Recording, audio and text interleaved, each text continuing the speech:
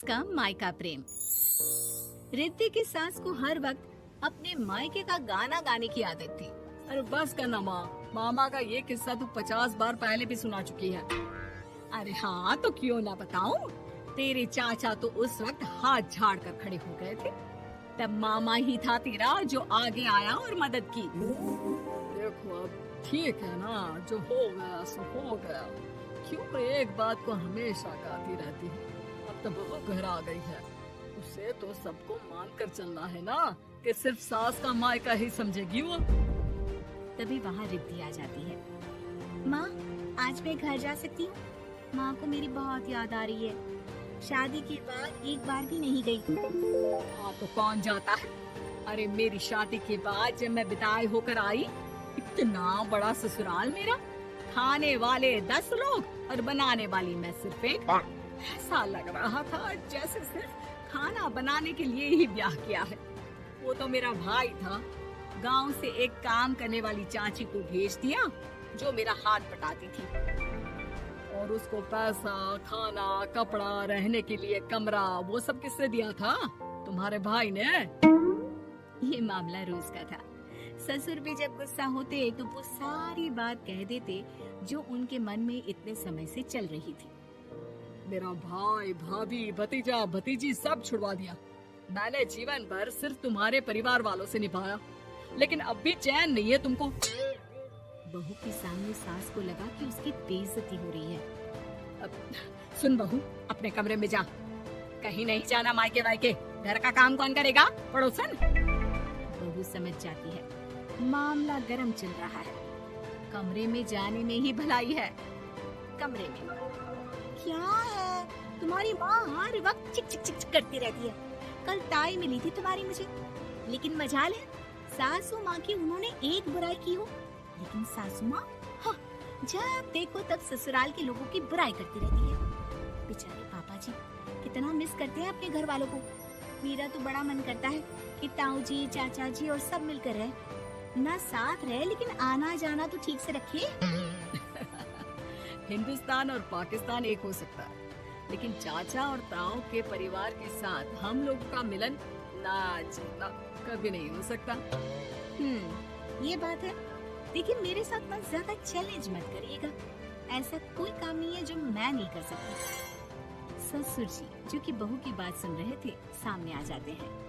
अरे बेटा, तू ये कर सकती है तो प्लीज मेरा परिवार किसी तरह मुझसे मिलवा दे।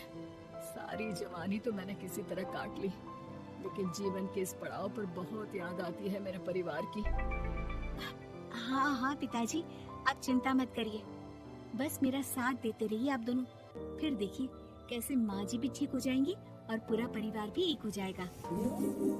थोड़ी देर बाद बहू सामान लेकर घर से निकल रही होती है कि मना किया था ना तुझे मायके जाने के लिए, फिर क्यों जा रही है?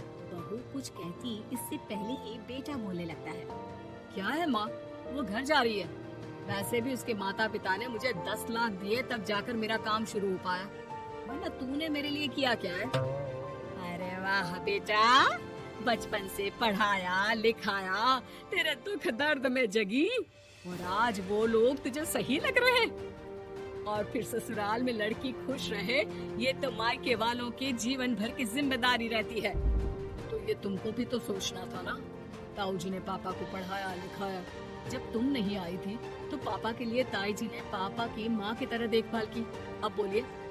अरे तू कुछ नहीं जानता बेटा, तेरे पापा को सब पता है, तभी वो उन लोगों से वास्ता नहीं रखते। मैं उन लोगों को जानता हूँ, लेकिन मैं तुम्हें नहीं जानता कि तुम्हारे मन के लायक काम नहीं हुआ तो तुम घर की शांति बर्बाद कर दोगी। सास जोर जोर से चिल्लाने लगती है। तभी वहाँ सास का भाई आ जाता है। अरे क्यों आप लोग मेरी बहन को परेशान करते रहते हैं? पहले ये जीजा कम थे, जब बहू भी आ गई। बहन, मैंने तो 30 साल पहले ही बोला था, अपना हिस्सा ले और छोड़ इन लोगों को, चल अपने साथ।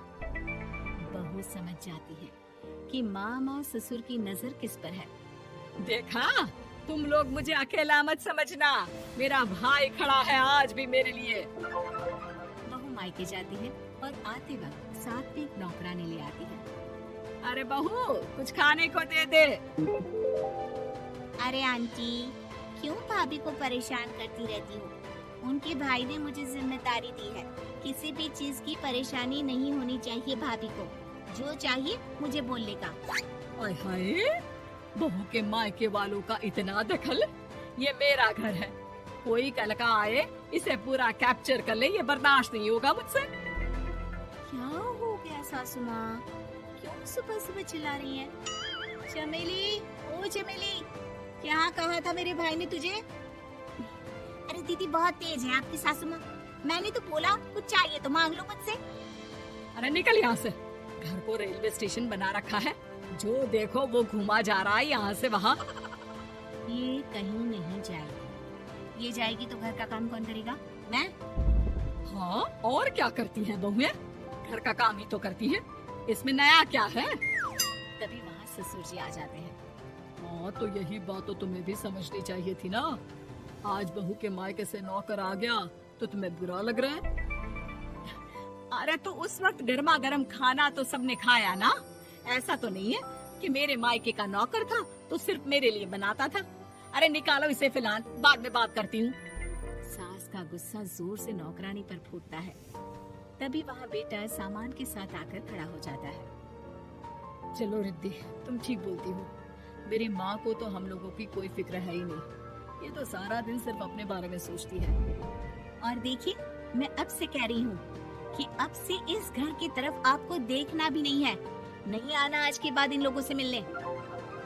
हाँ, बस कभी कभी दिन में 2 बार मिलने आ जाओ। नहीं, बिल्कुल नहीं। ससुर झूठा नाटक करते हुए। मेरी बीवी ने मुझे मेरे ही परिवार से दूर कर दिया, आज बहू मेरा इकलौता बेटा दूर कर रही है। हाय, कैसे जीऊंगा मैं?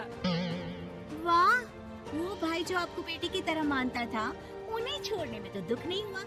आज खुद का बेटा छोड़कर जा रहा है तो कैसे जीऊंगा? बढ़िया है। अब सास समझ चुकी थी कि उससे गलती क्या हुई है। मुझे माफ कर दे बहू।